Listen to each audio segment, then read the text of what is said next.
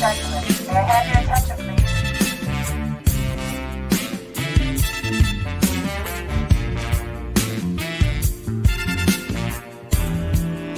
What did Jim Dog got threw off the stage by Karen?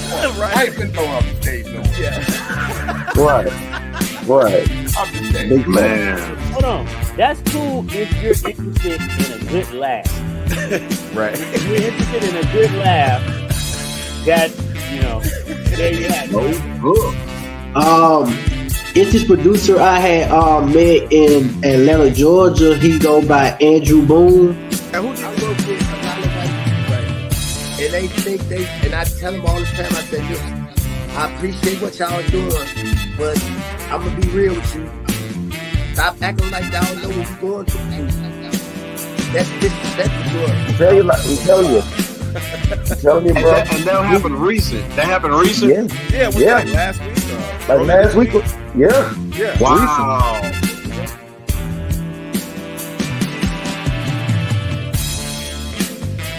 Ladies and gentlemen, may I have your attention, please?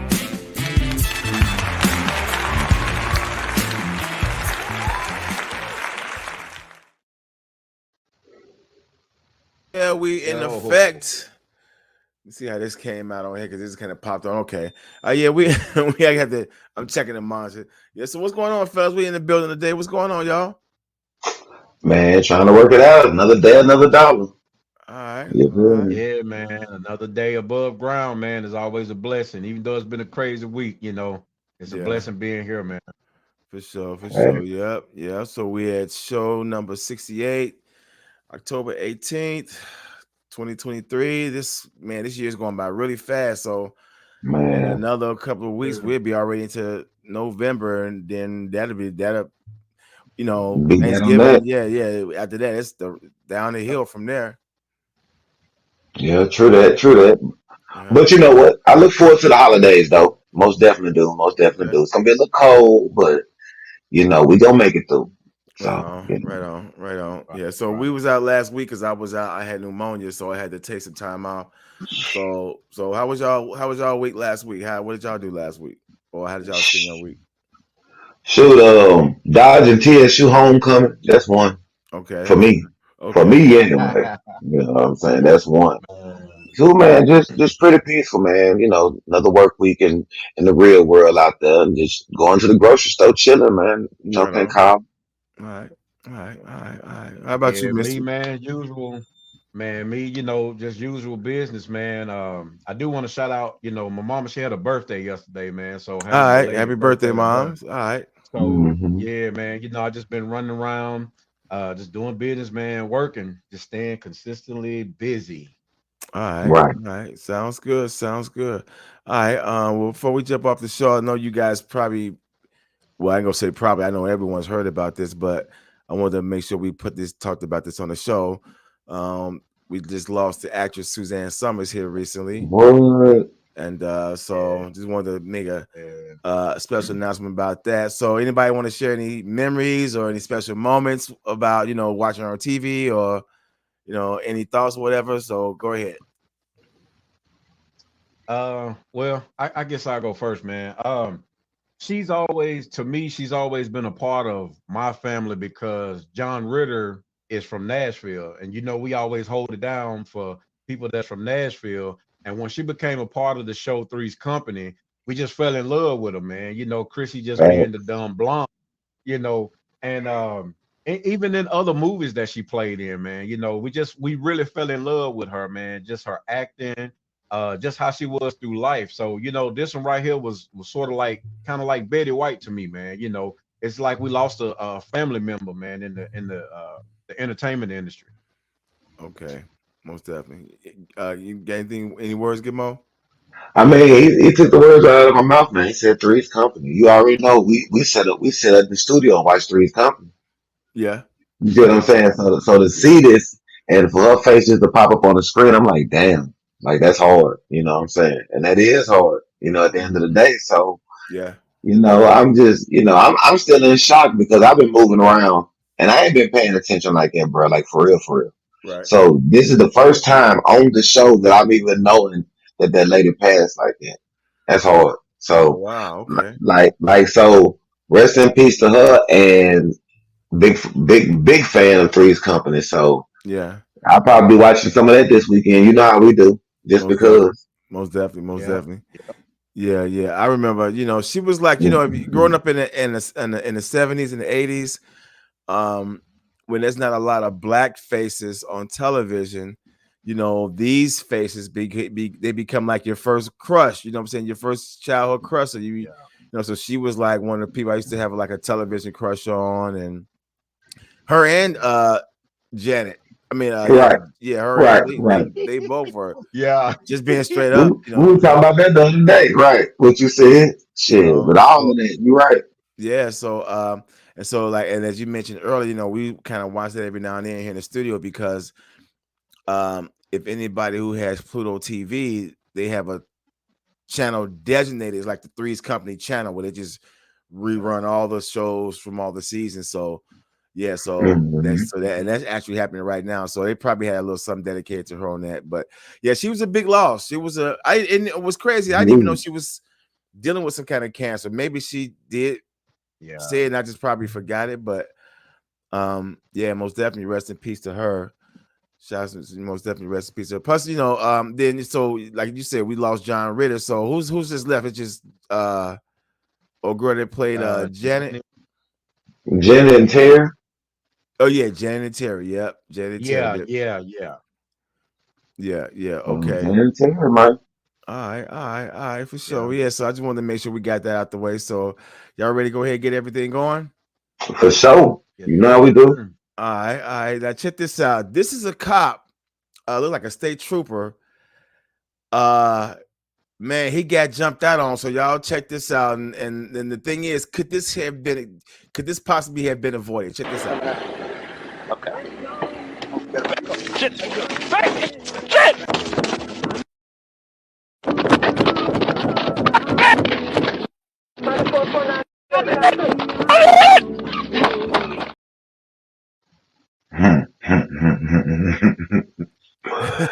Damn. So Oh. I don't think that could have been avoided. Ain't no way in hell.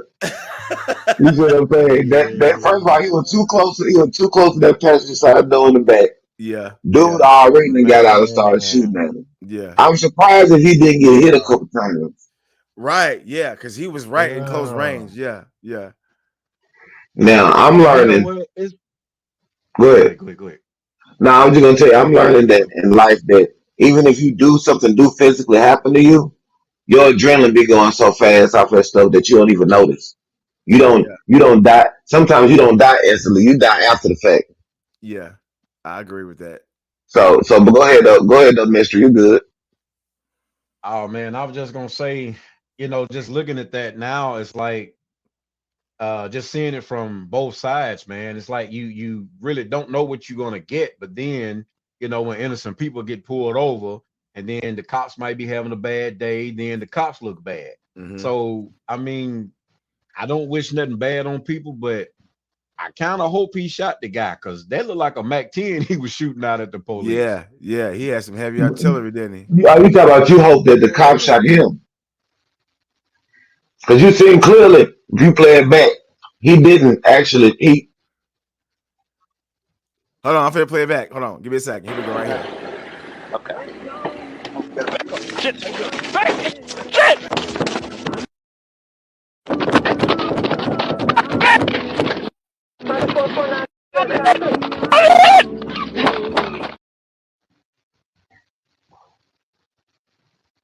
So he was up on him close enough to get hit. How did he not get hit?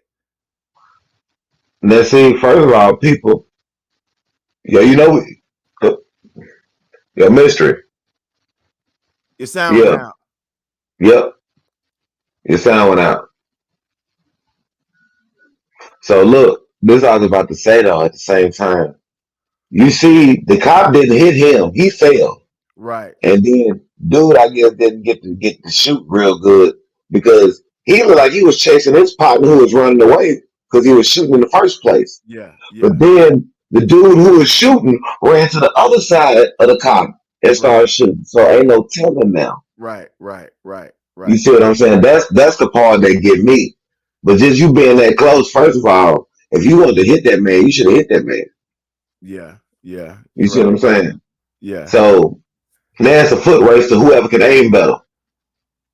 Yeah. Yeah. I can't hear you, Mark. You sure can't. But yeah, man. So, oof. And right there in itself, catching somebody jumping out like that. I know, That's right? why he failed. That's why he failed. He didn't have time to pull his gun because he ain't wasn't. Some cops pull up with their hand on the holster like that. Right. Right. Yeah. Yeah. He wasn't one of them cops, Yeah.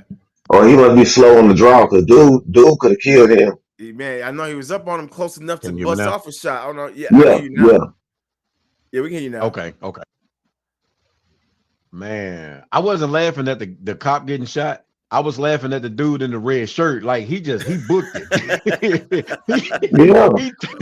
Man, he So he turned been around and gunshot. he jetted out, man. Yeah. But it looked like his friend ran around on the other side of the car, like he was gonna go meet him or something. Yeah, he did. It did look like that, didn't yeah. That's what I was looking at. That's what I was saying.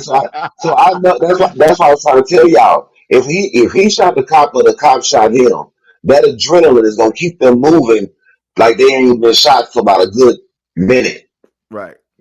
They'll look down like, oh, I've been shot. Oh shit. Right. Yeah. Right. Then that's when the death started to set in. It don't set in as soon as unless it's an instant kill. You feel me? Right. Exactly. Yeah. You'll run around the corner and bleed out before you do that. Yeah. Yeah. I mean, Dude, he didn't want to go to stupid jail. just jumping out, man. He didn't want to go to jail. Can't blame that nigga that want to go to jail, man. He probably was a two-time felon. Yeah. He probably was a two-time felon, a third strike or something. You should have seen how fast. You should have saw how fast the dude ran in the red shirt. Yeah, He got got up it, out man. He got up out of there. He got up out of there. He looked like he was running a route for the Titans. Yeah. Like he was running a route for the Titans. He wanted to just slow, and he ran diagonal too. That's what I was peeping. I seen him. You crazy. As soon as he put his hands on that damn trunk, and then he heard them gunshots. Right. Yeah. Now I'm telling you, he ran a route. Right. That nigga out there running routes. Oh man. Yeah, that's wild. That's wild. So, All right. Well, check this out.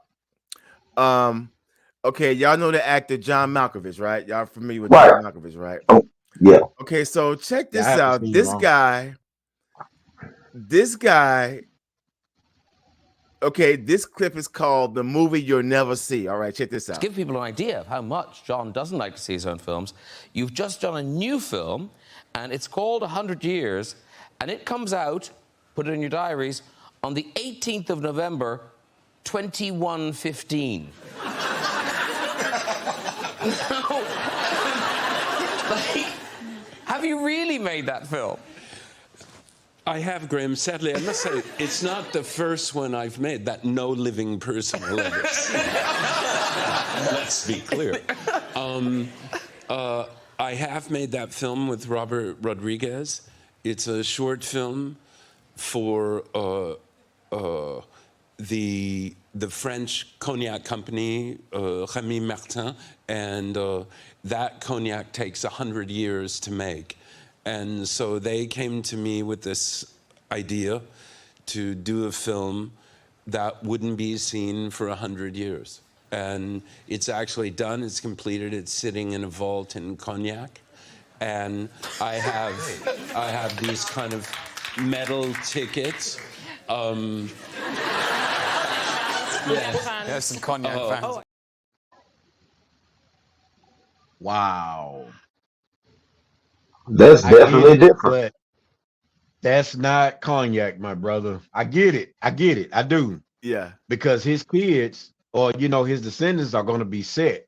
Right. But yeah. I mean, honestly, I would like to see a little sneak peek of it or something. Hold on. Okay, look. Okay, because I got the trailer. Check this out.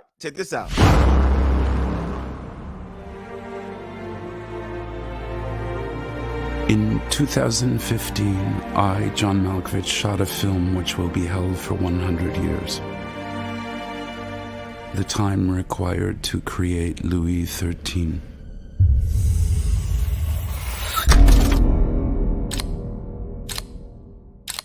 imagine the future.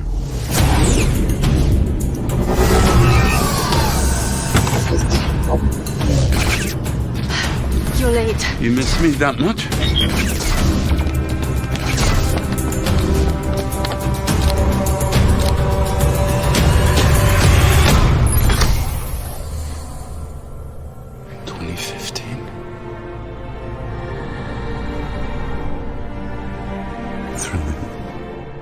Hey!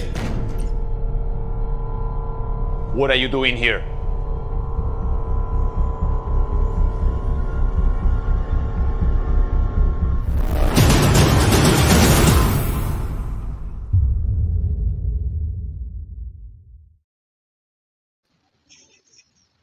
Hey man, that's smart, man. But I'm That's saying smart. though, man, this movie's coming out in 2115, man. I mean, and it's not going to even be that long. It's like a little short film. It's not even like a full-length feature film. It don't even matter. Yeah. It's just the whole concept. He has that much time and money to do whatever the hell you want to do. You have enough budget laying around somewhere where you can get CGI, all that shit. Right. You know what I'm saying? Right. And then we'll never see it. So you just spend money on a just make believe, basically pretend. Yeah. You see what I'm saying? Not that it's that good, and you can do it so far ahead of the curve it doesn't even matter. That's the point. Man, that bugged me out when I saw this. I was like, yeah, I got to talk about Like this. it's an official trailer. Look, it's an official trailer. He admitted and confessed to it. Yeah. And it's an actual product that you would never see. Yeah. Yeah. It has an actual release date. I mean, go ahead, Mark. It's almost like a time capsule, man. You know how as kids we in school, man, we put stuff in the ground and we'll wait until so many years to dig it up and see what was back then.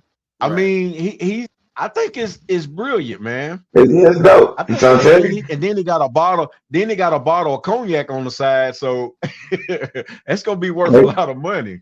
That cognac costs $1,300. That one does. You talking about the one? The one that the Louis man, 13. So thinking 100 years. And it's going for 13. Thinking 100 years. You want it? Go to Frugal McDougal and spend 13. Oh no. I done really stopped drinking. I don't even drink like that no more. Nah, I'm just saying I wouldn't even spend. I mean, people, I know the big ballers got it, but regular people, I hope you don't never do that. That's ridiculous. That's wild. $1,300 for some liquor, man. So you spend your rent money on some liquor? That's crazy, dude. Wow. I mean, but what's so special? I guess because it's aged. I don't know. I don't know. Like he said, it's been aged for 400 years. That's crazy. But I mean, people were spending that on True Religion jeans. So yeah, that's true. Yeah, so I mean, sad to say, that's true. Yeah, so yeah, it'll come off the shelf. Some people gonna buy it. May not everybody, but some people gonna buy it. People gonna buy it. Mm-hmm. All right, and then check this out. This is this is a clip of Bernie Mac talking about the difference between hypothetical and realistic. Listen to this. You know it, your kid fucked up. My little nephew came in the house the other day, me and my brother, we were playing pool. He came in, he said, hey, Dad, what's the difference between a hypothetical question and a realistic question? Well, you know, my brother, he kind of stupid too, you know. Hypothetical.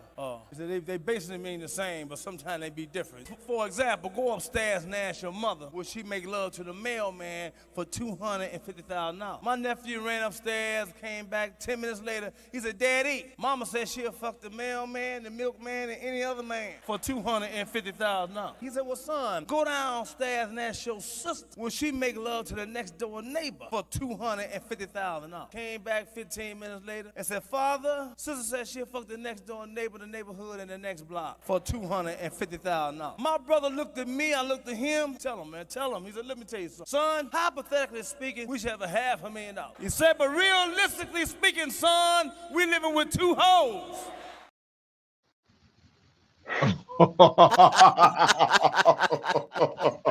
Damn, Byron. That was hard. That was hard. It's just the way he put it. You know what I'm saying? It's just the way he put it. Like Man, that is the real king of comedy right there, man. that was an overhand smack in the face. Right? Oh man, Oh man. dang, that was a good one. See, I miss him like I miss Mhm. Robin Harris.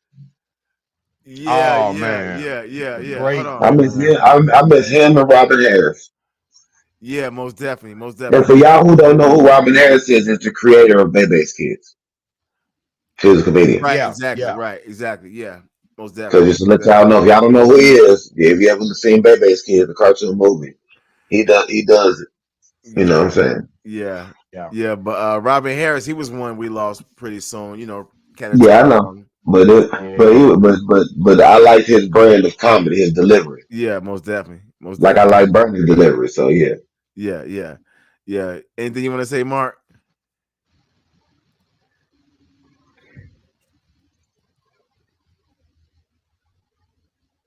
Let's see. I don't know why I keep Okay, messing now I up. can hear you. Now I can hear you. Now I can hear you. Okay. I don't know what's going on.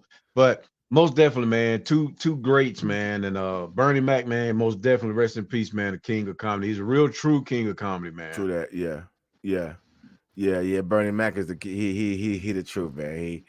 And the way he set that up, man, Yeah. man, I had Yeah. that joke was genius, man.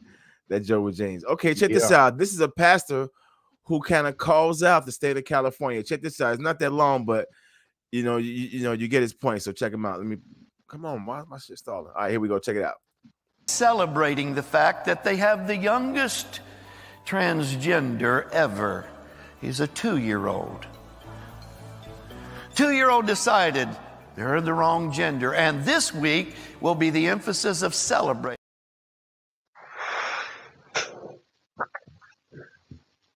Not that Mm-hmm. long. Like I said, it's not that long, but he was giving a sermon about how a 2-year-old has been transformed.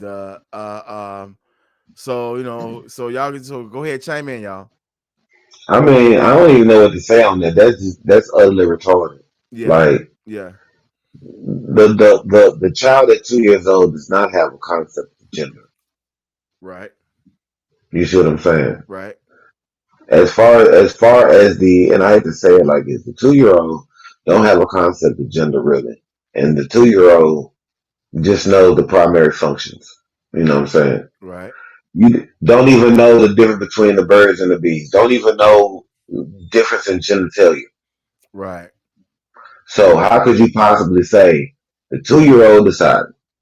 Anybody, even if it was a joke, but he was trying to sneak this there. How could that 2 year old decide? Yeah, no, And he was being and sarcastic when he said that because yeah, but even at that point, if you say otherwise, it's just it just hit all wrong. I'm gonna tell you that. Yeah. That was not it basically. But go ahead, Mister. My bad. But that wasn't it. Can y'all hear me? Yeah. Man, all I was gonna say is besides that pastor, man, I think we all who believe in, straight genders, a male is a male, a female is a female. I think we Right. all have a voice and we need to say something about it, man. Because this world, man, is like really falling fast. To yeah, me, when he spoke about the 2-year-old man, it's like Michael Jackson, hmm, how he was robbed of his childhood. right, This 2-year-old is basically robbed of his childhood. Like Gitmo said, he has no idea about the birds and the bees. He has no idea about life, you yeah, know. And it's sad that this group of people, man, have gotten so powerful and so strong to where now it's like the straight men is in a box by themselves. It's like um I guess 10 to 100, 10 to right, the rest of the world, you know, and it's not right. It's not fair. I'm not saying that we totally like agreeing with people living that lifestyle, But hey, if that's how you want to live, okay, cool. We accept it, but don't bring it in our circle. You live your life, let us live our life, and don't push it on us. Right. Yeah, it's it feels like it's like really being put up on us. You know, it's not like something that happened naturally over the course, over the course of time, and all of a sudden society became like this. It just seemed like, we're supposed to accept it. If we don't call out the proper pronouns, we get screamed on. We're told we're misgendering people. Oh, it's an act of violence to misgender. I mean, they really got a lot of things in place to make you feel like you're not doing it, to make you feel like you're left out, and yeah. Go ahead. I'm gonna say this, bro. It doesn't matter. It really clearly doesn't matter. Mm-hmm. And the reason why I'm saying that is because, one, if the pastor dude didn't really mean a literal 2-year-old, then I get it. He, like I said, the joke just hit wrong. No, But it was a real 2-year-old. Oh, that's real fucked up. Okay, Yeah. so yeah, Wow. we still on that page. That's still fucked up. Mm-hmm. But the point I was trying to make is, it's not really us verbatim that's getting messed up by society. For real. Mm-hmm. And this is why I say that it can only backfire. It could really only backfire because, for instance, women have to go through being called cis women. Okay? Right. If they do call us cis males, which they don't, and even if they do, they don't dare approach us with the same thing that they approach women with. Right. Because they know that as soon as we're walking down the street and you approach me as a man and you are a transgender as a man, but you are still a woman. Right. If I cock back and swing and throw a haymaker at your face, you're going to get knocked out. Right. You're not going to be able to take that punch. I don't care. You being transgender is not going to be able to make you not get knocked out or not take that punch that your body still can't take. Your body's your body. Right. So what I'm saying is, with men, like we always say, we already know you jump out of line with a man too tough, you're going to have to fight. You just going to have to fight. Uh-huh. That's what it is. Yeah. If you really come at your face too bad, like, it's always a low level threat of violence with men on men. You know what I'm saying? Right. Unless y'all just homeboys and some shit like that. So even when you're out in the street, to either do two things: don't say nothing to that nigga at all and keep it moving, or have a certain level of respect for each other as a man to man. True that. You see what I'm saying? Yeah. It's like saying, if you met somebody who was about that shit, you're not gonna meet them just upon meeting them in the street. Man, fuck you, nigga. No, you're not gonna do that. You see what I'm saying? Because as soon as you pop off the wrong way, nowadays he could pop off the wrong way instantly too. Yeah. And nowadays you'll do all that huffing and puffing and he'll shoot you. Yeah. You see what I'm saying? Yeah. And that's because it's a low level threat of violence. Even if you walking down the street at night and a man passing another man, you always be on heightened alert to see this dude can turn around and try to rob you or do whatever to you or get the drop on you. Yeah. It's always a low level threat of violence amongst men. Yeah. So women don't approach us saying, "Oh, y'all some cis men" and all that, because guess what? We know that we are men. Yes. So we don't have to, like, women got to do that because they can, do theirs work a little different. It's more difficult to go from a woman to looking like a real man than a man going to look like a woman. It's more difficult for a woman to try to look like a man. Mm-hmm. Because you think about it. Some of them pull it off though. Some of them might pull it off, but you can tell by the body stature too. Yeah, you can. You see what I'm saying? Because guys are built more shouldery. You know what I'm saying? For a reason. Like, girls are built with more hips. Not saying that every dude got big shoulders or every girl got big hips. No, you're right. But You're right. Speaking, You can that's tell how by we body build. type. You can tell. Yeah, you can tell by that body type. You know what I'm saying? Even if they chubby or not, you can still tell by their body type. I got a So question. that's I got a question for y'all. Not to cut you off, but I just want to ask you all. Hold on. He made a comment. I'm gonna let this stay while I make this ask this question. Okay, so this 2-year-old kid goes through this transgender process, right? We know that a 2-year-old kid can't make that kind of decision, right? So it's right. most definitely Right. the adults who did it. My question is this: what percentage of households are doing that? Is it straight families that's having kids who are, married, having sex, having kids, and they turn their kids out? Or is it people from that community that are adopting kids and doing that to them? What do y'all think? Oh, that's a good question, man. I honestly think from the gay people that I know who have kids, women and men, I don't think it's those who have the kids, but like you said, it's the ones who adopt. Now I can't say all of them because I mean I'm not in that household, Right. but it's what I see. Right. It's like, you got two men, they go adopt a kid, and then they get on TV and say, yeah, it's going to be his choice, but at the end of that, it's like, no, Yeah.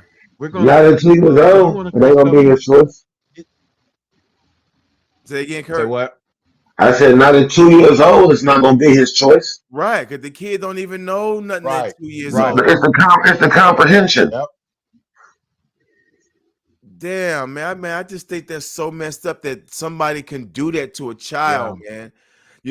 It's bad enough when you have the 12 and 13-year-olds making those decisions. Even though they're still young, they do make that decision. Some of them do. So check this out. What about if it's a boy?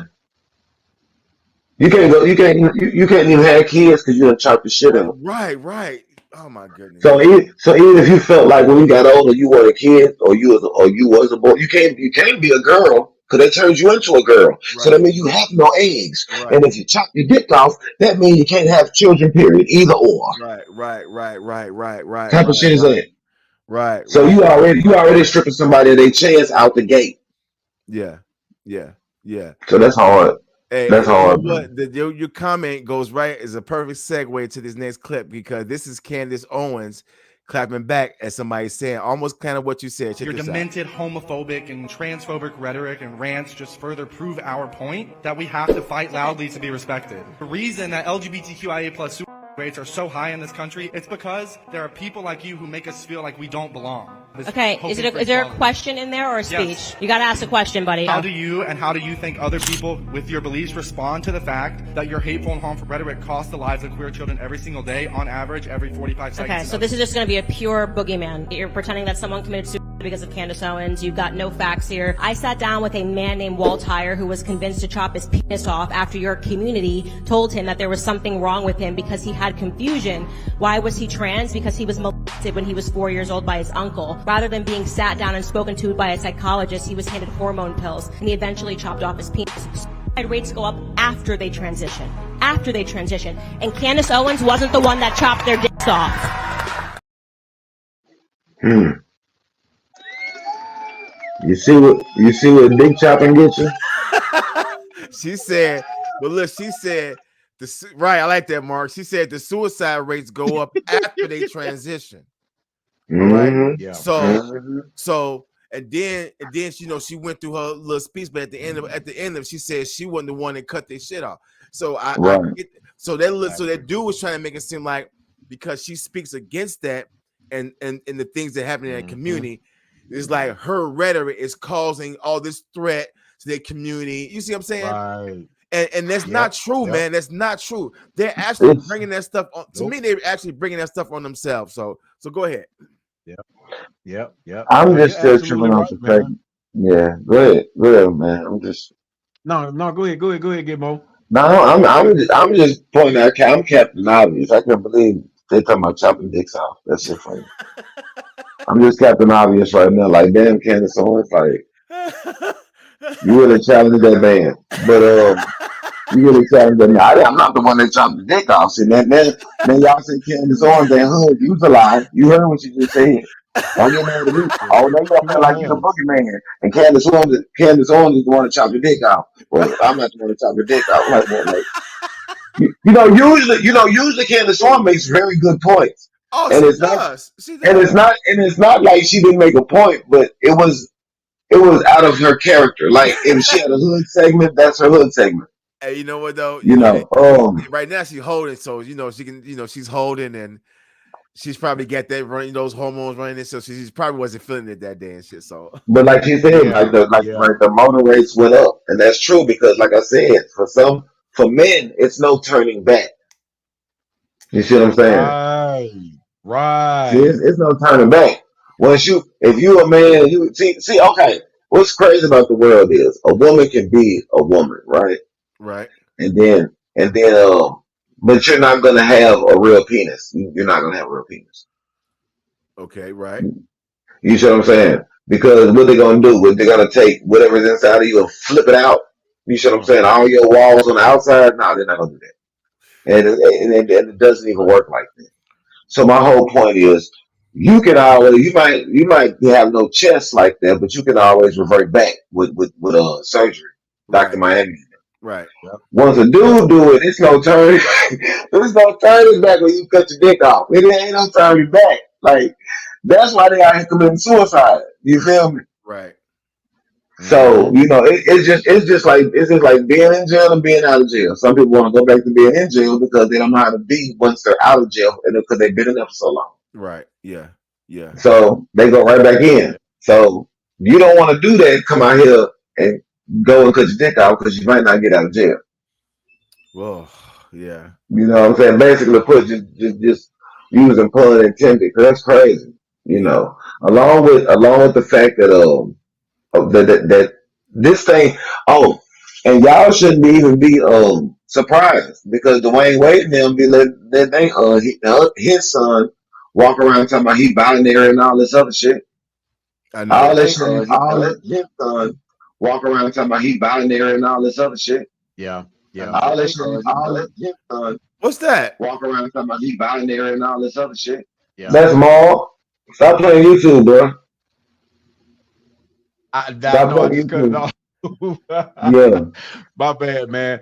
I was trying to get the views up and everything while you was talking, but yeah, I'm going to cut it off.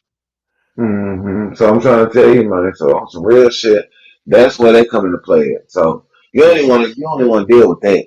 You know what I'm saying? Some real shit. You only want to deal with that. So it's just sad that people out here making decisions before people really get to discover who they are as a person. Yeah, so, that's crazy. That's crazy. Yeah, that's crazy. All right, check this out. This hold on. Oh, where's my clip at? I just had it. Okay, check this out. This is a clip of this transgender goes off on the Uber driver. This is crazy as hell. This is the craziest transgender video I've ever seen. He's a must. Cancel the ride! Cancel the fucking ride! Mom, my car not eat, Mom. Please, must. You bitch, and cancel the ride. Mom, I'm canceled now. Cancel the fucking ride, then, bitch. What the fuck you talking about? Excuse me. Cancel the fucking ride. Cancel the fucking ride. Mom, I'm canceled now. I canceled now. No, you're not. You're trying to record me. You want to be a dickhead? I'm gonna eat my fucking food, bitch. Cancel the fucking ride. Open that fucking trunk. Get my fucking bag out. What? Damn, through the drinking now. He looks just like a woman. Hey, Kevin. But maybe I'm biased because I'm black. I don't know. You white guys be like, man, that's a man right there. I'm not going to lie. You came off like an angry black woman. This Uber driver, his account got blocked. He can't drive Uber no more. Yeah, I wonder what happened before he started recording. Okay. All right, go ahead, fellas. Go ahead, y'all chime in. Before, man. I'm just like that other guy, man. I would like to know what happened before that. Right. And I don't know if it had to have been bad because he started recording, but the transgender person didn't have to throw drink all in his car, man. I agree. That was wrong. I ain't gonna lie, I probably would have got out and started boxing. And man, if they ain't want to clean up my ride, they'd have had 2 black eyes, a bloody nose, and some more stuff. Whoa, that's crazy, right? Yeah, man. Yeah. Go ahead, Mo. Man, I was just for to say I'm tripping because one, that's exactly what we talking about in reverse. First of all, ain't no way in hell because you let that run around and be a girl, another girl gonna get beat up. Right. Think about it. You know why I say that? Because that's one sassy ass nigga. Yeah. For real. Yeah. To throw the drink in the car is very girly and sassy, and you know Yeah. that motherfucker could have got a brick like that other black lady, being that messed up the people. You see what I'm saying? Yeah. Yeah. Yeah. Yeah. So at the end of the day, I'm trying to tell you, all this transgender shit is backwards as hell because that type of arrogance and all that bullshit that you just saying will get another female who is a natural female beat the fuck up. Sure would. Sure You see what I'm saying? Sure would. Think about that. She'll get beat up by her because that dude is so sassy. That'll be the dude who hits women. Yeah. Right. It won't be a manly man or a stand-up guy. It'll be one of those type that'll hit a woman. Right. Exactly. Because you already so far. I guess you think you and your femininity, but it looks really weird. But you think you so far your femininity, you're a man now. Keep in mind, this is a man who did this. Right. You think you can just throw stuff in the car like a woman or bust out somebody's windows and they just gonna be cool with it and think you're not even a woman for real. Yeah. So y'all see what I'm saying? Yeah. Most you got sassy men who can do that now. I guess women is one thing, but when dudes start doing it, like Mark said, that's very disrespectful. It is. He threw the drink in there. The food. I gotta tell y'all something funny, man. What's that? And I this ain't like towards all the transgender people or the gay people or whatever, but at my old hospital, man. So I order supplies for the hospital. So there was this transgender person that was in there, and I ain't gonna lie, I didn't know if it was like the Undertaker or it was just a tall woman. Right. They had breasts, and they had the ponytail. He said the Undertaker.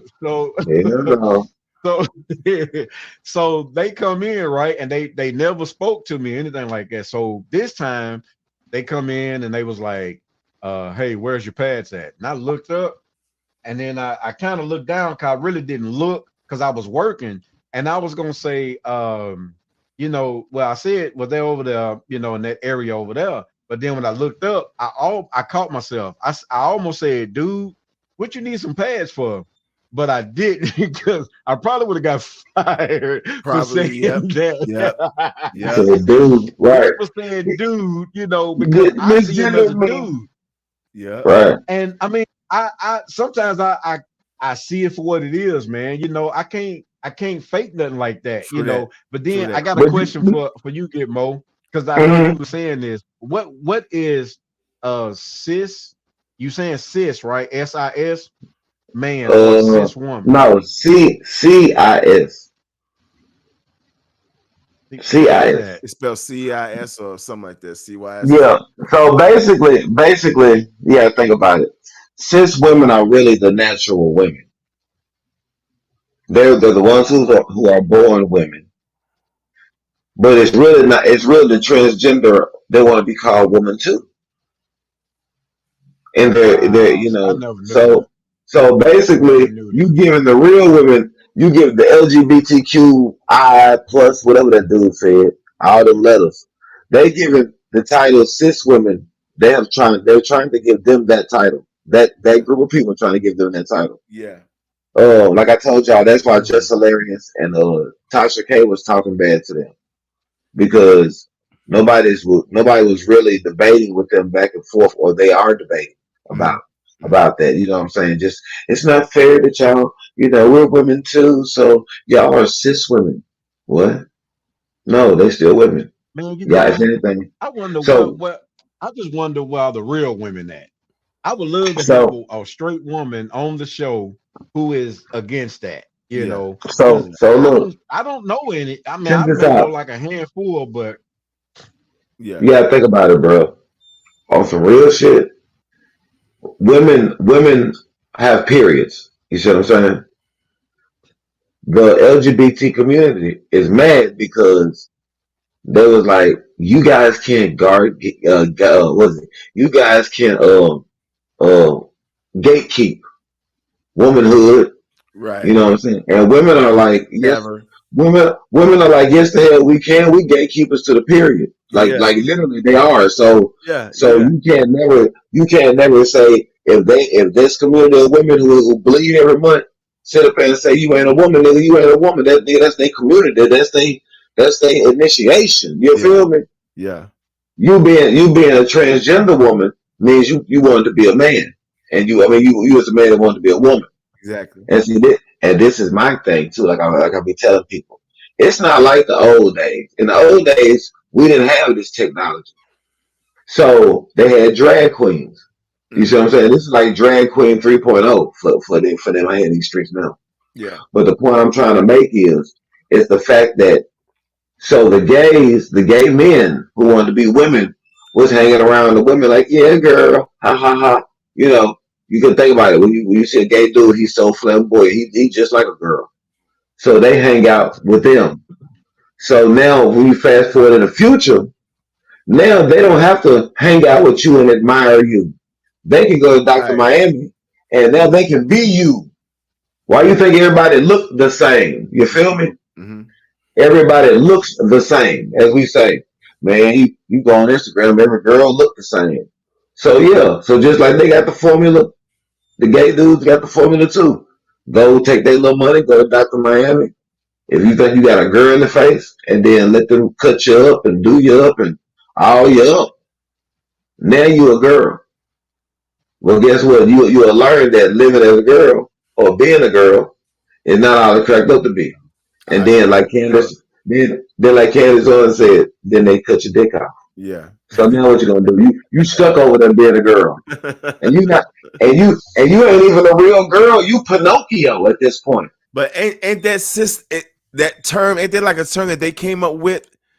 It probably was around for a while. I just never heard of it until this new stuff here recently, and it seemed like they use it as a way to try to push the natural women out the way and then transition their way into, being called or the new way, or whatever. Right. But and that's pretty much what it is. Like I tell everybody, when they go get these surgeries done, they're not coming out looking for somebody like them. They're coming out to actually. Man, DA Smart checking in. What's up, Right. DA? They actually coming to try to convert straight men. Right. You feel what I'm saying? Right. So that's messed up in itself. So you telling me this other dude who likes men, who gay, go into the butcher shop, get cut up, come out looking like a girl, and now you're trying to target other people to convert because at the end of the day, you still are a damn dude, even if you are transgender. You see what I'm saying? That's wild though. I think that's the problem. Target us.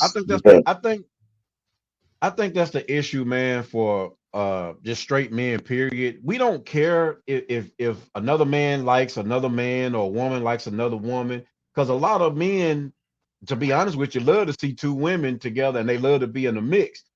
My thing is for all of us straight men, like I said, we don't care about that. The thing is, just don't push it on us. Right. I think that's where the problem come at. Right. Is that they try to push it on us, and we not with that. Right. We already, but they already done pushed it on us though. Like when you look at the media, you know what I'm saying? On me, big fella. What I mean is this right here.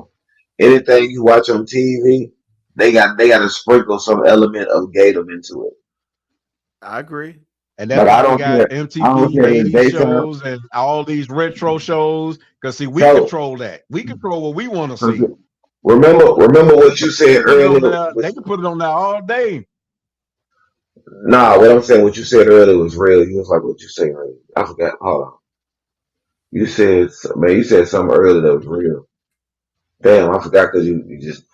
I was listening to what you were saying. Yeah, man. My bad. That's what it is. Okay, so think about like what you said. I just can't get down with calling them that or doing all that gender swapping stuff. When you talk to them, You feel me? Right. So my whole point is, we was born in a generation where we didn't have to do that. Right. You know, a spade is a spade. Mm-hmm. You feel me? So it ain't no run around here and I gotta remember to call you a different gender. If you was born a boy, you a boy. Right. You see what I'm saying? If you was born a girl, you a girl. There wasn't no swapping. You came out the spot basically what you are. But see, now they think that they can play God, and I want to do over. I don't like being this. I don't like being this gender. I want to be that gender. It ain't that simple. Yeah. It really ain't that simple. So that's what I wanted to say. Yeah, because see, we from Generation X and before. So, and make a long story short, we do not buy into none of that stuff. Y'all go try to switch up after 40 years and tell us now we got to call them by a different gender. No. You know what I'm saying? I don't care if I do meet another transgender. I'm not gonna be saying, hey, pudding, or hey, cutie, or hey, anything that's going to be a woman. Right. You see what I'm saying? Yeah. So, no, I'm not doing that. You know, I don't even want to call you. That's a good one, man. I wonder, could they get in trouble by somebody straight by them saying, "Hey, babe," "Hey, boo," or whatever? Because we're not that to them. You see what I'm saying? Like if we say, "Hey, sissy," or "Hey, you punk," we could get in trouble for that. Right. So could they get in trouble for saying, "Hey, boo," "Hey, cutie No. pie"? No, I see your point though. I see your point though. I see his point too, but they gonna tell you no, because at the end of the day, that's my. Even though they're doing okay, so in the grand scheme of things, you can easily be like, I'm not interested or some shit like that and keep moving.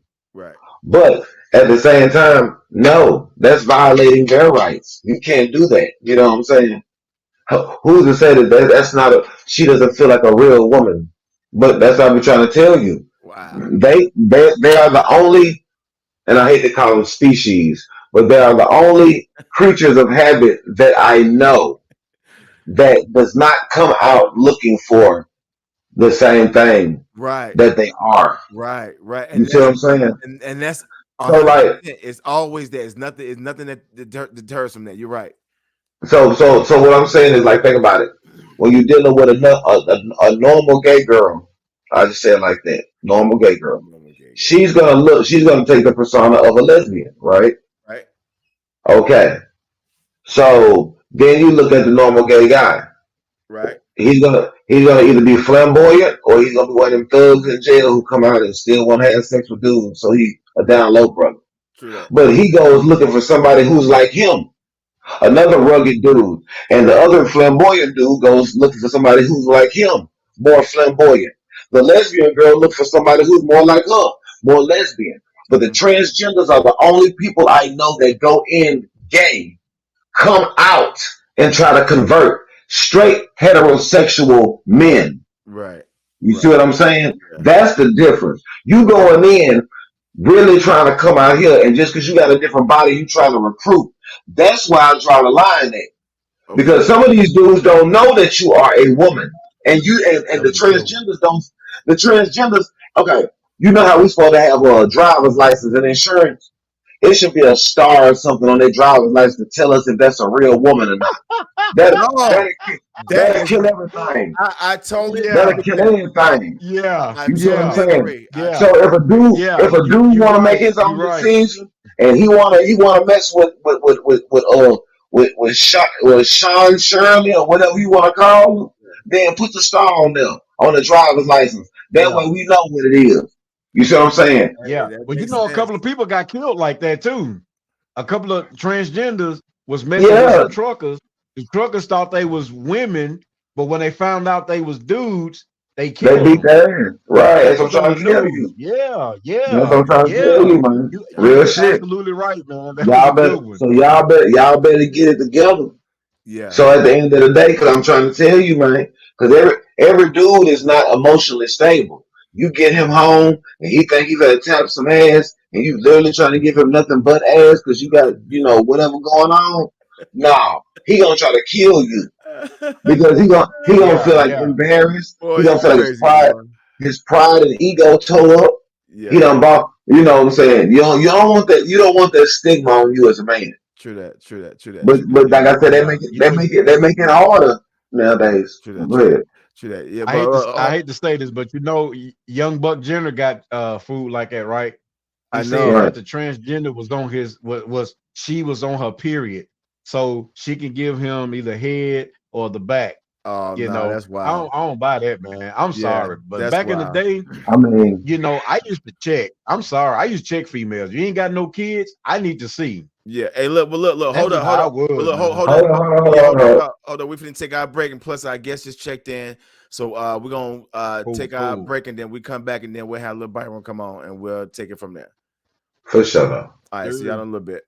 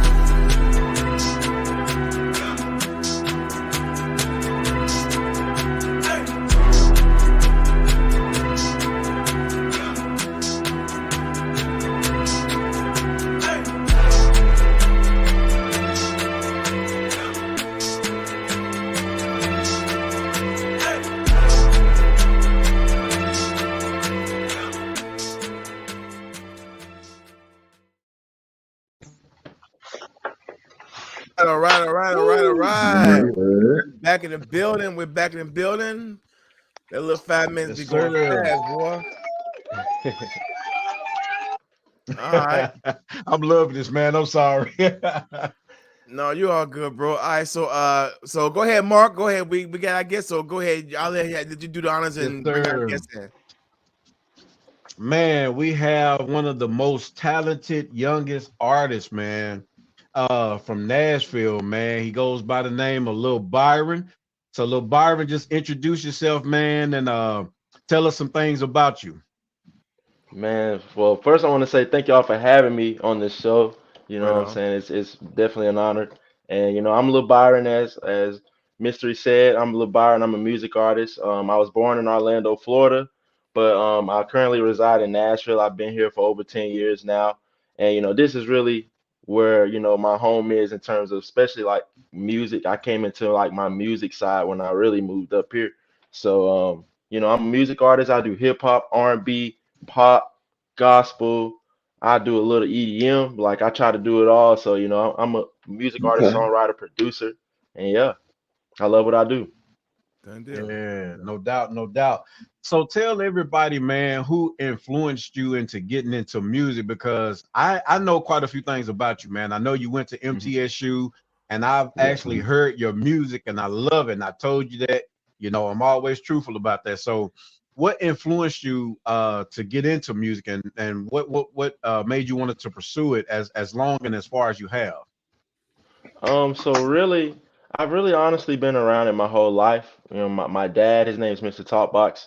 I grew up under his wing, just watching him thrive and build his career. And so like it kind of gave me a glimpse of like on how to build a career, how to maneuver through things, and how to like, even the things like as far as recording and mixing to marketing. And so like just watching him, I grew up under him, but I really didn't get serious about it until like my junior year in high school. Like my parents, they bought me a laptop my junior year, and ever since they gave me that laptop, it was up from there. So I started just making beats. I started off as just a producer, but then, senior year toward like freshman year of college is when I really stepped into like my artistry.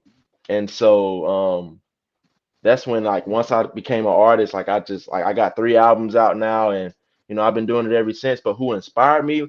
I would have to say my father, like just being I live with him every day and seeing him do it. He never forced it on me. Like it was just a thing of like, hey, this is what I do. If this is what you want to do, this is what it takes. And he always let me come into my own. He never did things for me. And I really credit a lot of why I do music to my father. Right, right. Man, speaking of your pops, man, did you tell him that you was going to be doing an interview with Mystery and Dollar and Gitmo on the Back and Forth podcast? Because Yeah, remember, I we had a told. conversation and he Oh asked me, he said, I just got to ask you, man, how did you get the name Mystery? But see, Gitmo was in Philadelphia when we actually came up with the name. No, we was in Jersey, yeah. and you guys was rapping. Y'all was on stage rapping, and Chris and myself, we had on our masks, and we Mhm. got up there and we was rapping with y'all. This Mhm. is the time when the song "The South Side" came out by Lil Kiki. You remember that, Mhm. Gitmo, when we was up in Mhm. Jersey? Mhm. And that's when we called ourselves Mystery and Phantom, because we didn't want nobody to know that we could rap and that we can sing. So yeah, I was Mhm. Got like, you. man, I Okay. said, I hope his pops, man, actually can see me so he can see a face, with the mystery. But yeah, Yeah, man, for sure. most definitely, man. I know you guys are a musical family, man. Your sister, oh my gosh, you and your sister, Talented. man, y'all are like Talented. match made, man. Like I know your pops is proud, man. And just for those who don't know, man, his father is on Bruno Mars album 24 Karat. He's worked with a Yes. lot of artists, and he's very good at what he does, man, on the talk box. But you and your sister, man, when I heard your sister, I was like, wow. Yeah, And it not runs only like it that, check runs this in our out, fellas. family. Yes, sir. Yeah, and not only that, fellas, she plays basketball. Like Byron, I've seen him in action. I've seen his sister when they said something about that too. Like they Yeah, are really, really talented, man. And what really drew me to Lil Byron is that he most definitely put God first, man. Okay. Okay. And y'all know that I'm all about God. Yeah, this is business. Everything we do in the music is business. But for when sure. he talked about God, that right there just really pulled me in. So Yeah. just tell everybody, man, about your musical family, man, especially you and your sister, because y'all have a song, man, that's like y'all knocked it out of the park. Oh yeah, for sure. Yeah, like so it runs generations back. Like it started with my grandparents. They had like a gospel slash. It's really like a sub genre called quartet. I don't know if y'all have ever heard of that, but I like haven't. it's like a gospel. Yeah. It's like a gospel genre, and they had a quartet group called. They called themselves. Well, they had a couple names, but eventually, like the name that they stuck onto was the Chambers. It started with them, and like it just branched down to my dad. He did his own thing.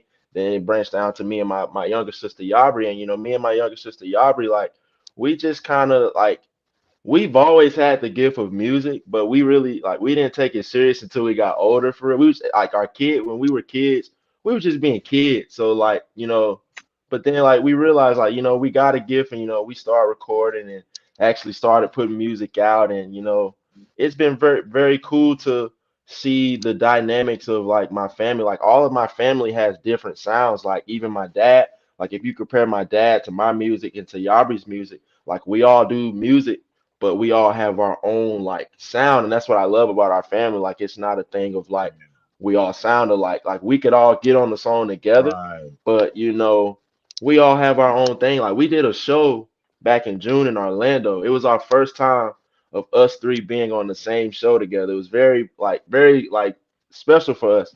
And like seeing all three of us do our own set, like you got a bunch of different, you got funk, R&B, you got hip hop, you got pop.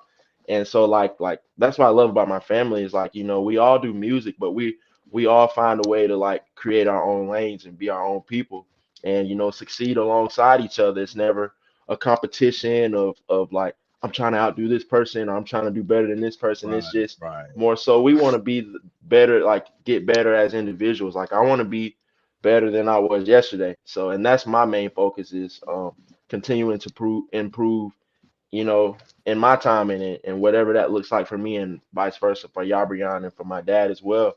And like, we all grew up around it. We grew up in church. So, we'll harmonize together. We all sometimes my dad will get in the piano and we'll sing. My older sister Yasmin, she doesn't do music, but she can sing as well. Right. So like she's on my Christmas song with me. I got her on a Christmas song and that song like plays on ESPN every year. So like it was pretty cool I that That's dope. remember all that like one. Yeah. yeah, the Happy Holiday song. So yeah, like it's just like kind of we was born with music and we all do our own thing and we support each other and I love it. I love the dynamic that we have and I love Yeah. how supportive we are of each other. Like we want to see each other win and that's what it's about. Right on. So Yeah. basically, y'all Man, are you know like the what? Jacksons. Y'all are like the Jacksons with no bad sound effects. I feel you. For Right. sure. For 'Cause sure. Man, when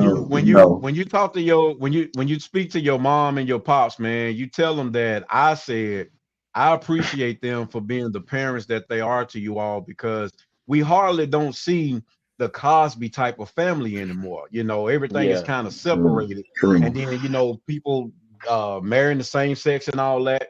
So you tell them, Oh, man, I applaud them, man, and I salute them For because sure. man, you are an awesome young man for real, and your I music really appreciate is that. wonderful, man.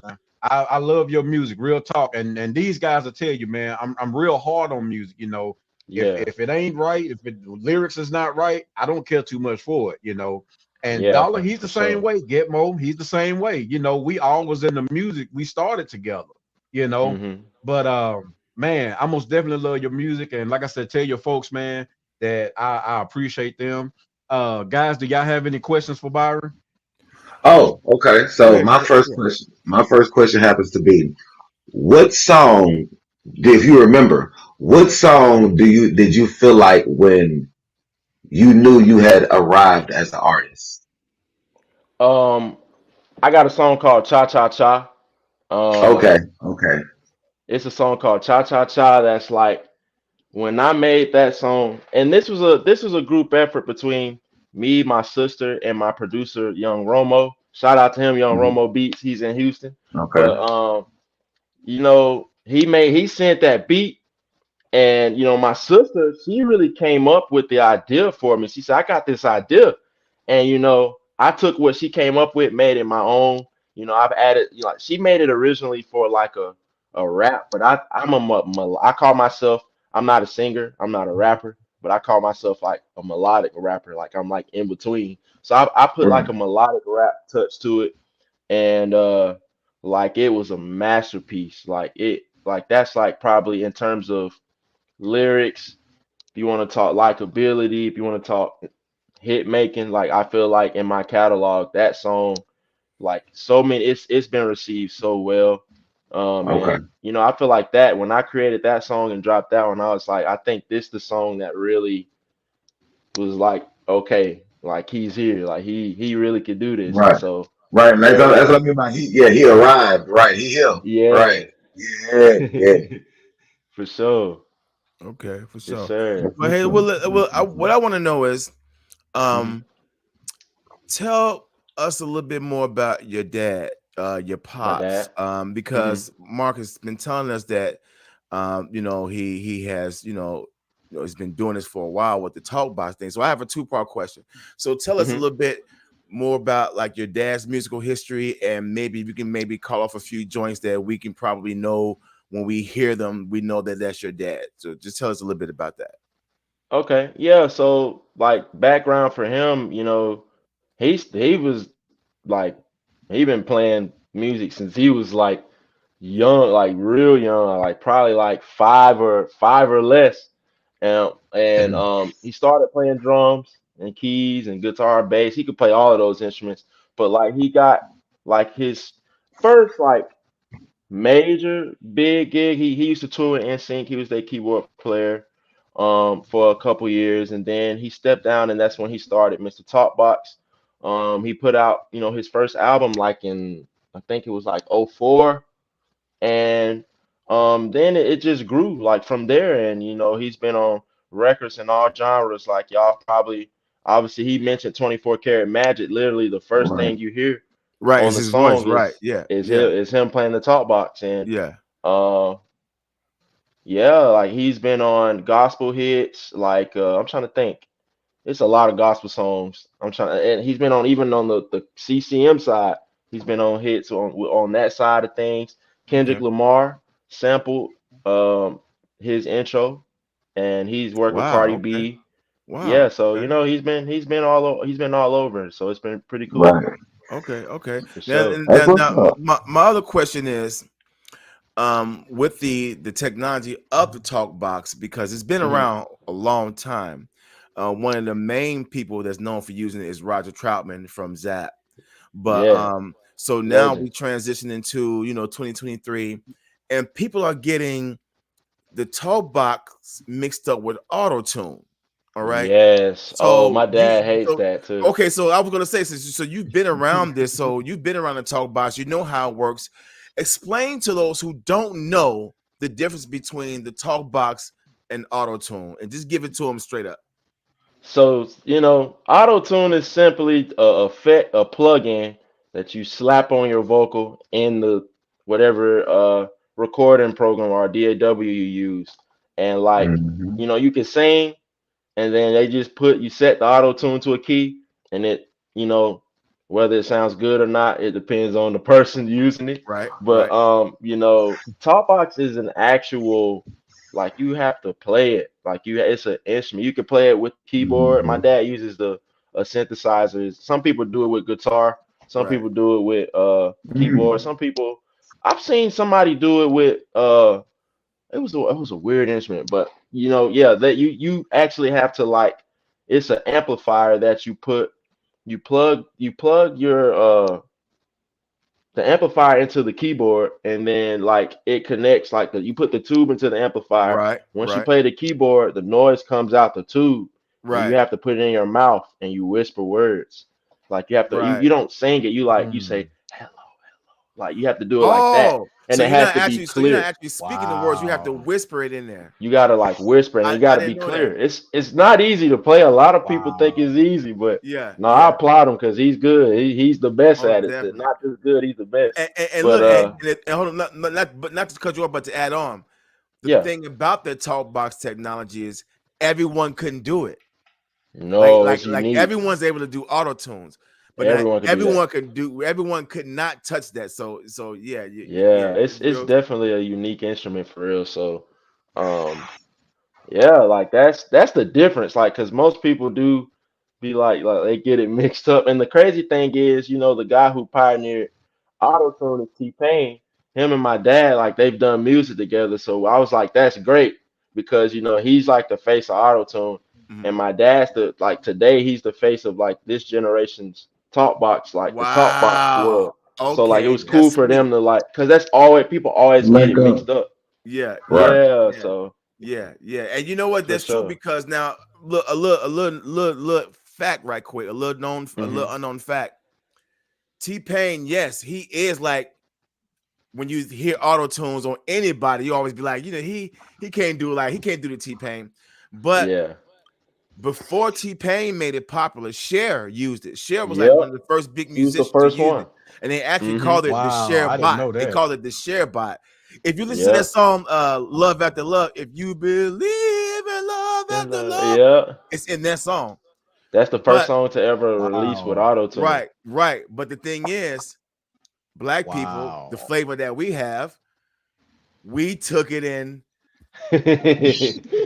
Bam, Right. you know what I'm saying? Blew it We up. took it and did Made our thing with it. So made a whole Yeah. artist. Right. Because with auto-tune when it first came out, people used to only just put it on certain lines. right, But certain like lines, certain sprinkles. T-Pain when he came out with it, he said I'm using it for the whole song, and Yeah, that's where like yeah, he yeah, like changed the game yeah, with that. But he yeah. was not the first to use it though. That is Exactly. true. But Right. he just became the face of it because he used it so unique. So now it's Yeah. like anytime someone uses after T-Pain, it's like T-Pain raised the bar so high with the auto tunes. It's like you almost just want to leave it alone because it's almost like he owns Exactly. it's almost like he owns that Yeah. that sound. Yeah. So so that's Yeah, the and thing he about that. actually knew how to use it. Like, Yeah, well, people don't understand. People think auto tune just saves your voice. You still have to be able to hold a tune Right. to use Right. it. Right. yeah, Like these rappers today, they be and they just slap it on there, and it sounds so shaky. It sounds terrible. But yes, like Mhm. for yes, auto tune to Mhm. really work, you still have to be able to hold a note. You don't have to be Beyonce or one of these great singers out here, but like you still can't be a bad singer. You got to know how to actually sing, for and real. like that's where Right. T-Pain, like people don't realize, like he actually can hold a note. That's why his Yeah, auto tune was Yeah, so he can smooth. sing. yes, I've Like heard him listen to sing without people like auto tunes, and he still sounds good.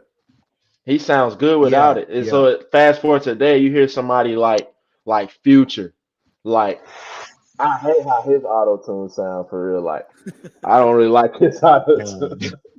But it's very shaky and but Future's auto yeah. tune, the way, and look, Future's auto tunes sound like Future's using auto tunes underwater. Yeah, yeah. Yeah, it's not good. It's not good at all. That man. And that's That's how a lot of today's rappers Oh like man. they don't use it correctly in this because I love auto tune. Like I use it in my music and Oh. yeah, I love to like I don't want my junk sounding shaky yeah, yeah, like when you yeah, like people yeah. but yeah. Most definitely, most definitely. All right, Yeah, go ahead, man. Miss. Well, You go get on. Go ahead. Okay. So, when did you release your first album? Like, what was around that time period? My first album was I And you believe said you have April three. 20. I have 3 albums, yep. Okay, My the first one. first one was I believe the exact date was April 29th of 2019 is when I Okay. released it's an album called On My Way. That's really, I kind of met Mystery through that album because I was cool with yeah. Low Key, which is one of my friends. He's on that first album, and Low Key introduced me to Mystery. That's how we know each other today. Okay. But Okay. yeah, that was my first record. My first. So this I've is been releasing music since 2017, but I didn't right, release my first like album until right, so right, 2019. right. So like right before COVID. That's how I was wondering. Like Yeah, before the this pandemic. pre-COVID. Yeah. Okay. Yeah. Okay.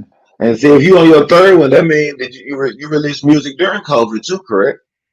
Yeah, I released because COVID was like 2020 year, Yeah, 2021. 2020. Yeah, 2020. like the end. So Yeah, like yeah, 2022. Yeah. yeah, like I released like my second record was like in the middle of all of that. Like it's like a love record called Captured by Love. And Okay. that one was released during the pandemic and it still did well. I enjoyed making that. I didn't let the Right. pandemic stop me from like, Right. trying to, Right. because that was during the pandemic, everybody's just glued to their phones, and so I was just Yeah. focusing on building my social media, and so I was just making like gearing my album content towards my social media because that's where everybody was at. Like nobody was outside shows, no one was doing shows, so as I'm sitting right here. Like Right. I'm just sitting right here and making content for social media, and that's just kind of how I've been building my brand. Like, because COVID really taught me that like to Right. like put yourself in a position to where if something like that happens, you still gonna be able to do your thing. Right. Because people go searching when they ain't got no choice but to sit down. You know what I mean? Yeah. So Yep. being in the house, it probably tell the people on SoundCloud or anywhere they can get to listen to some new music. So, Exactly. so Yep. that's why I was asking. And like right now, like you said, you got finished with your third album. Mhm. So, Yeah, my third. so yeah, man. So you moving right along, bro. You moving Yes, right sir. along. Oh yeah. Trying Good to stay business. consistent. Man, I Good got a I business. got a funny story to tell. Can y'all hear me pretty good? Yeah. Yeah. All right, so it was I don't know if you remember this, Byron, but I Mhm. know it was you, it was me, Low Key, Ahmad, and was it is it Melvin. Melvin, the guy who does Melvin. the video, He was. Yeah, that was Melvin, Melvin. and I Yep. still talk to him. What was the other guy who sings who was Shamar, over my house? the R&B singer Shamar. Shamar. So Yep. My yeah, guy. hey man, he's got some pipes, man. He's got some pipes. Yeah, dude So can check this sing. out, Dollar. And Hmm. check this out, get more than Dollar. So Low Key was like, because they all went to MTSU. And Low Key was like, hey, I know this producer, man. He's from Memphis. I want to bring him over here to meet you. And I was like, I don't know, man, because I don't like people I don't know. I really don't like them to come over to my house. I I said, and feel Right. then, you. I feel you. if he's an older guy, it's the thing with Nashville and Memphis. He was like, no, Oh man, yeah. he's good. He's a good guy. So I was like, well, maybe I'll meet him outside somewhere. So we Hmm. never did get to meet, but guess who the guy was? Take Who? Keith. The Take guy key. who Take Tay key. Keith. Yeah. Take Keith. It Yep. was Tay Keith, Yeah. man. We all went. He went to school when we was there. Yep. And now you hear him producing for Yeah, man. everybody now. Yeah, he got a joint on that new Yep. Drake album. Yeah. Yep.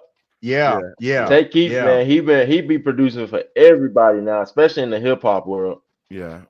Yeah. Oh Me and him, yeah. we Oh got Right. the yeah. same last You know name, which is crazy. We not who related you though, and but Tay we got Keith? the yeah, we not related, but we got the same last name Okay. All right. for sure. Man, you know what? I love that live album, man. I really Oh, love that live album. I really I appreciate that. love it. Like, I gotta tell you about Cause that I one. mean, man, I'm a R&B cat, man, and Get Mo For and sure. Dollar, they the hip hop. Yeah. They can Yeah. dissect hip hop, man, in and out. But when I heard it, I was like, oh my gosh, nobody's doing it like this. Yeah. Okay. Nobody his like you are really ahead of your time, bro. Like your Yeah. music is so good. I can listen to it from front to back. I know you had, and we're gonna come back to Wow. this live album, but you had For one sure, for sure. song, it was like a snippet, and you was talking about you being in the game and like you was really pouring your heart out. I can't think of the name of the song, but it was on your first album, and it had me in tears, man. I think I told you, I Oh said, hey, wow. this is this is my favorite song right here, man. You was talking about God and On the I mean, track. you You talking really about on like the track? poured your. I think it's called I On the think that Track. I think might I be know it. the first one because I got part two of that one. I got that first one. I know exactly which one. Man, Yeah, dude, like that really that got me here. For real. That man, I that really touched me, appreciate man. it. That's the goal. Like, is for my words to resonate. I want it to not to just be, oh, we listening, but I do want my music to actually resonate with people, whether it's a party song or a gospel song. Like, I still want. Like the goal is to one resonate with people and two like bring people together and being and I just like to be a light. I don't my music is not labeled under Christian music. I'm a secular artist, but I feel like I could be a light in that lane in that world, and that's why I choose to go that route with my music because I feel like a lot of people in that lane aren't trying to do what I'm trying to do, and I feel like it's much needed. There's a void for feel good, clean, positive music, and Yep. that's where I am with my brand. Most definitely. Most Yeah. definitely. Well, I've heard your music, so Dollar has blessed me with this gospel radio station. So, we're more than welcome to have your music, bro. Most Oh, definitely. I really appreciate that. Yeah, I definitely I gotta send it your way. Most Especially I got definitely. Yes, this sir. gospel Yes, one with my sir. sister that just surpassed a million streams. So All right. it's definitely I'm gonna send that one to you.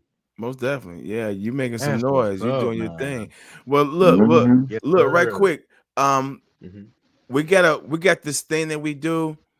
Um, so I want to test like your musical knowledge. I don't know how deep you are Uh-oh. into music and stuff We gonna like that. find out. All right, so we got this game we call So What You Saying. So it's just like 5 little questions and stuff.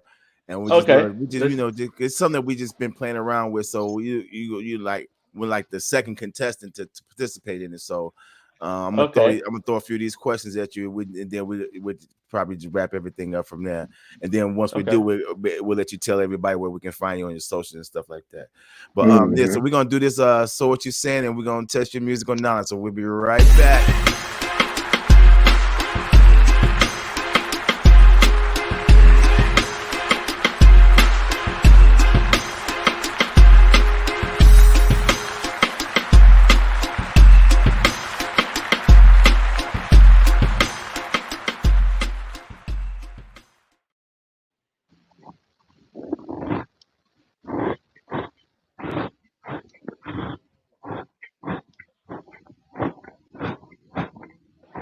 We can't even hear you, Dollar. You can't hear me? Oh, there you Never go. Okay, we can. can hear you now. Okay, all right, here we go. All right. First question. In Uh-oh. 1986, Andre Harrell founded Uptown Records with a huge roster of hip hop and R&B. Who was the first artist he signed to his label? Was it Mary J. Blige, Heavy D and the Boys, Jodeci, or Guy? Ooh. Oh Lord. It wasn't Anybody Mary can. J. Blige, I don't think. Okay. I'm going with option B, Heavy D and the Boys. Okay. All right. What do you guys think? Hopefully my age don't show in this. Man, I'm gonna have I'm so young. to reach back and I take Guy. Okay. Good answer. All right. What about you, Mystery? I know it wasn't Mary J. I know it wasn't Jodeci. Right. I'm gonna go with Heavy D and the Boys. B. All right. So everybody got their final answer, right? Mm-hmm. All right. Yep. Survey says, ding, ding, ding, ding, bam. That's what I thought. Yes, That's what I sir. thought. Yes, sir. I reached back because I thought they needed some more money. All right. We got it, Mystery.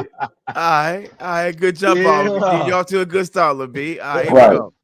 So the Here's R&B the second one right here. Oh. All right. Rod Temperton is a singer, songwriter, and musician known for hits like Always and Forever and Groove Line. What group was he a part of? Was he a part of the Beatles, Kiss, Air Supply, or Heat Wave? Ooh. I know that's an old You one. done killed them, bro. This music was out But the good before even thing my is multiple parents was choice, born. though. Yeah. The good thing is multiple choice. Yeah, so you can Hey, guess. when I was You in may guess school, right. they said when all fails, guess C. So I'm going with Air Supply. All right. Your choice. All right, go ahead. Anybody want to step up next? Heat You want to wave. go get more? Who you say get more? D. Okay. And what about you, Mystery? Oh, D heat wave. All right. Well, let's see. Oh, okay, Mystery. That's 2. All right. Now, check this out. This guy, Rod Temperton, yeah, he's from the group Heat Wave, but guess who his association is? Guess who his association is through? Beetle? Well, Rod Temperton was sought Oh, out. you asking Lil Byron? Yeah, I'm just asking in John. general. I'm just putting out some okay. music knowledge. So Rod Temperton was sought out by Quincy Jones back in the 70s to help do some work, right? So Rod Temperton came in and helped write songs on the Off the Wall album. So I think he actually wrote like Off the Wall and a few other joints on the album. Fast forward, he pulls in Rod Temperton again, and Rod Temperton ends up writing the biggest song on the biggest album in the world. It was that guy, Rod Temperton, that wrote Thriller. Rod Temperton. Michael Jackson didn't write Thriller. Rod Temperton wrote Thriller. Wow. I never knew that. Yeah, and he was actually going to call the song Moonlight, but he changed it to Thriller. So I'm glad they call it Thriller. Yeah. Moonlight don't pack that same punch. Yeah. Oh man. Wow. All right, here's Michael the next. Jackson, man. Yeah. That's dope. Yeah. That dude dope right there. I got a couple more questions, then we can wrap it up. Here we go. Okay, so this is Sylvia Robinson. What record label is she known for founding? Is it Sugar Hill Records? Is it Next Plateau? Is it Def Jam? Or is it LaFace? If he stumbled on it, can we give him a lifeline and take away 2 of them? You crazy. No, that's gonna be too hard. Man, this is tough. Wow, this is good for me though. I need to learn this. For sure. Yeah. LaFace. Okay, you going with LaFace. All right, who wants to step up and answer next? I'll say A. Hip hop historian. All right. He said that's A. What about you, Mystery? Yeah. A. All right, so everybody's going with A. So let's see if that's correct. Wow. Yo, my age is showing. All right, now there was this woman right here who saw the vision to put out the very first rap record. It's because of her we heard Rapper's Delight. Wow. Yes. It was her. Shout out to her. Yeah, she was the Sugar Hill Records was the very first indie label before Def Jam, before everything else. It was this woman out of New Jersey that started Sugar Hill Records, and thanks to her, hip hop culture is now celebrating 50 years. And it's dope that it was a woman that founded. Oh too. yeah, That's what makes it even more. Yes. Man. Yep. All right, here we go. Check this out. Oh, okay. Okay. The first Soul Train Awards aired in 1987. Name the rapper who explained the award show rules to the audience. Was it Kool Moe Dee? Was it LL Cool J? Was it Curtis Blow? Or was it Joe Ski Love? Yeah, you got me on this one, bro. Man, I can't get all of them, bro. I already know Gitmo know this one. I'm going with Curtis Blow. Let me see. 87. I'm going with Curtis Blow. Okay. It's between A and C, I think. I'm gonna go with Curtis Blow too. Okay, Curtis Blow. What did you think, Mystery? Man, I'm gonna step out on this one, man. Man, 87. Oh Yeah. shoot, let me see. 87, 88.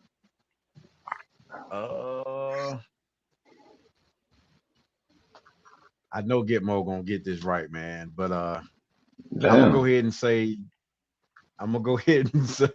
Hey, Cool Mo OD. D. All right.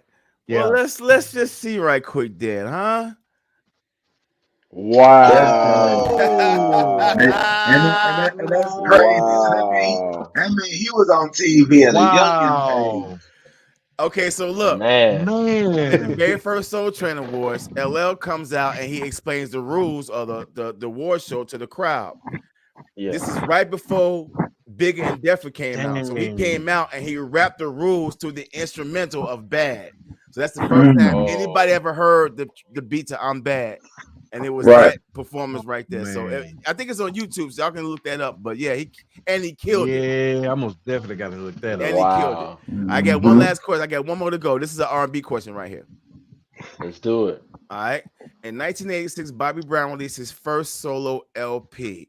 What producer or producers produced his debut album? Was it Larry Blackman from Cameo? Was it Ellie and Babyface? Was it Nair and Michael Walden? Or was it Quincy Jones? I should know this because I watched them Bobby Brown documentaries. Right. That part. And I watched. Man, that's crazy. Ooh, this is tough. Quincy produced for everybody. I'm going with Quincy Jones. Okay, Quincy Jones. All right, who wants to answer next? But I'm going with LA and Babyface. What? I'm glad they said it like you. Okay. All right, Mystery. B. You going LA and Face? LA Okay. and Babyface. All right. Well, let's see. Whoa! Yeah. Larry Black. Oh, that is Cameo. That's Cameo. Larry Blackman from Cameo. So, if you guys remember, Bobby Brown's the very first single was "Girl Next Door." Girl Next Door. Oh, he had the Larry Blackman cameo. He did. Yeah. Oh, so Larry Blackman was all over that, but it was LA and Babyface that produced "Don't Be Cruel" on the second. Exactly. Quincy didn't really work with Bobby Brown there, right? I don't think so. Did Quincy never work with Bobby then, right? Nope. He went from Michael to Tevin.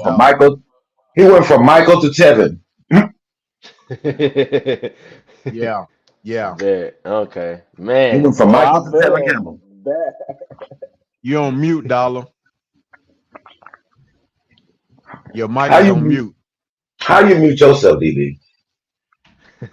No, on the Zoom call. Look on the Zoom call. Your microphone is muted. He said look on StreamYard on the Yeah. Look on the platform. There you go. Yo. Yeah, there you go. There we go. Sir. Sorry about that.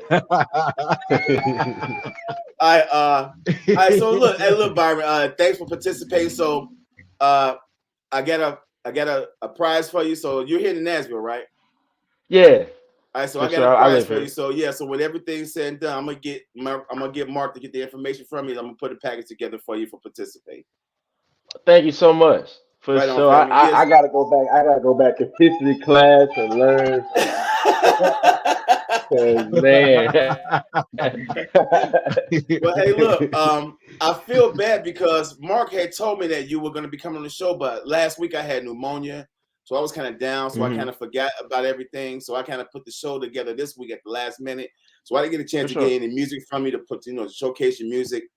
But I would like to say, probably soon, I'd like to have you back on the show That way we Let's actually do get a it. chance to showcase your music and delve a little Right. bit more into what you're doing. Right. Yep. But before we Yeah. do go, let everybody know where they can find your music, where they can find you on the socials, and just let us have it. All right, so as y'all know, my name's Lil Byron. You can follow me on Instagram, TikTok, Twitter, Facebook, YouTube, all that. Lil Byron Music, LILBYRON Music, and and and streaming platforms is just search Lil Byron. As y'all see, my name like it's spelled just like that. You just search that in Spotify, Apple, Tidal, everything. I really want everybody to get on Tidal because that's where they paying that good money. Spotify, they be, but we'll get into that another time. But like Okay. Right, Okay. right, Okay. right. Look at him but talking that coin. Right. but I'm on all streaming platforms. I'm on YouTube, everything. So yeah, that's That's where what's y'all can up. find me. Most definitely. Okay. Most definitely. Yes, sir. For Yes, sure. Anything y'all want to Appreciate say, you. fellas, before we wrap it up? Man, thank you, bro. It was a pleasure having you. I love your energy. You Thank know what I'm saying? y'all. Keep doing what you're doing, bro. You know what I'm saying? You already 3 in. You got a long career ahead of you. You know what I'm saying? You building your catalog. It's a great thing, bro. Real quick, man, I wish we had more time because I want to ask you about the show side. Go For ahead. real, Go like, ahead. You can ask him. Go ahead. like, yeah, like, have you done some shows? Like, tell us about some of your shows and stuff. You know what I Yeah, mean? so I've done a couple shows. Like I've done shows here in Nashville. Okay. Like a lot. I do a lot of like spot gigs. But Right. like I've done a lot of my shows here in Nashville. I've done a couple in Orlando. I've kind of performed all over. I've performed like in Gatlinburg, Atlanta, Okay. uh, Okay. Okay. and yes, Okay. and it's very fun. We definitely Right. if y'all see that I'm in the city, I would definitely encourage y'all to come see me live because you're gonna hear some great music. You're gonna hear some live Okay. arrangements. You're gonna hear music in a different way. And I definitely I enjoy performing. I like to have fun. So it's gonna be fun. So anytime I have a show, especially here in Nashville, I need Nashvillians. I need y'all to show up. And I'm even Is you it guys like if anything? y'all ever want to come. What do you say? I would say, is there anything that you're gonna be doing lately that we can Right check now out? in terms of show like concert wise. Any type of venue. Yeah. Oh well, right now I'm gearing more towards 2024. I'm gonna let the Ah, holidays got you. do Got its you. Got thing, you. and Got yeah, you. so Got you. Got you. 2024 Okay. we're gonna have some shows. Okay. That's what Yes, it do. sir. That's what it do then. That's what it do. We looking forward to it, Yes, man. sir. Yep. Better know For that. sure. Thank y'all for having me on here. Man, Man, no listen, problem, bro. man. Thanks for coming No on. doubt. Anything you No want to say, doubt. For Mark, sure. before we wrap up? Sure. Like always, man, we all appreciate Lil Byron for coming on, man, from the bottom Yep. of the heart, man, the soul. We salute you, bro. Keep doing your thing. You are one of the most rare diamonds, man, that's in the city that's doing some actually good music. I mean, there's plenty of good music, but yours is just special. So y'all make sure y'all go check out Lil Byron. And on top of that, man, we got the back and forth shirts that me and Getmo Yes, got. Y'all make sure sir. y'all check that out, man. Dollar, he got it. The thing at the screen, with the information. Hit him up, he got you. But y'all comment, y'all like, y'all share, comment, like, share, because we love this, and that's what we do at the back and And don't forth. forget subscribe. Comment, like, share, and subscribe. That is Okay. correct. That is Yeah. Oh, so correct. I missed the word, huh? No, you're good to Nah, go. You're good to go. nah, you be straight. Somebody said, "Listen, oh, okay." Oh, look who jumped on. Whoa, whoa, That's my whoa! Hey, dad. Hey, Yes, Mr. Talkbot. sir. Shout out to For Bob for sure. checking in For last sure. minute check in. All right, For sure, for that's sure. all to the good. Much love. Much Well, love. hey, look, pops, we want to say thank you for raising such an awesome kid. All What right, up, Yes, Doug? sir. he's very talented, and most definitely, we would like to probably somewhere down the line get him on the show as well, or probably have For you both of sure. you come on and do it just like For that, sure. father son Yeah, style. that'd be Right, great. right. Yeah. Most definitely. Yeah. So, Yes, and also, sir. and for all those out there who's looking for merchandise, back and forth tees, anything that we got, you can go to ShaviaMusic.com for music merch and more. I got a thing on there. I got a link called the Mint Shop, made in Nashville, Tennessee. So you'll see exclusive, authentic teas that are, designated for and dedicated to Nashville and the Tennessee area. We just using that as a fundraiser. Look at it, he's just checking in. That's my boy. Any proud father will say that, huh? Right. Yes, sir. Yes, sir. Hey, Of course. I want to give you your flowers, Dollar, because a lot of people don't know this, man. Like you're doing so much, man, for the city of Nashville. Like you have blessed me. I have been asking and begging a lot of people to have a gospel radio station, man. And Nashville is the Bible Belt, and you did not hesitate, bro, to say, hey, do your thing, because that's where I stand. So I appreciate you, bro. I love you for that. And I want to give you your flowers, man. I salute you, man. I thank you for that, because a lot of people in the city, they are really looking forward to that, man. Most definitely. Yeah, we're gonna make it happen, man. Plus, since I'm a little better now, I'm gonna go ahead and send you those drops and everything that you need for the show, and then we'll just take it from there. Sir. But again, thanks for checking in with our guest, Lil Byron. And so we'll have you much. back on the show sometime real soon. And we don't see you between now and then. Happy all the holidays. Happy holiday to you. Thanksgiving, Christmas, all that stuff. New Year, all that stuff. Likewise. Yes, sir. Y'all enjoy y'all holidays as well. Most definitely. Yeah. So again, we'll see everybody next week. Same black time, same black channel. Tell a friend and tell a friend. And we'll be back next week. For sure. Power to the people. Peace.